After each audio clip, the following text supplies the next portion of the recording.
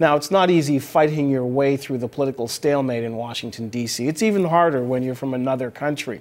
But Canadian Ambassador to the U.S., Gary Doer, is holding his own. And as Jessica Murphy reports, Doer is making sure that Canada's voice is being heard by our neighbor to the south.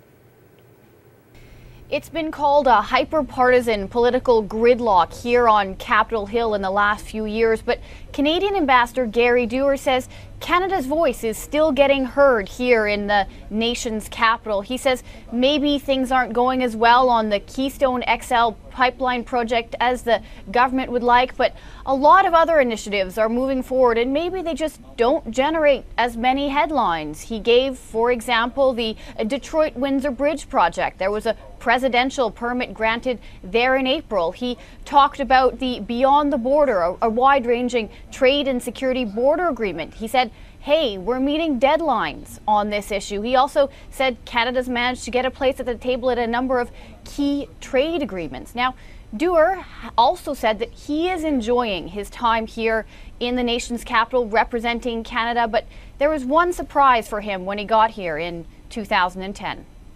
I think the one large surprise I had when I got here, really just the start of 2010, was the fact that we were going through a challenging time with the economy in Canada. The U.S. was going through a challenging time. What was shocking to me is the kind of the anger that was here in the United States at that time.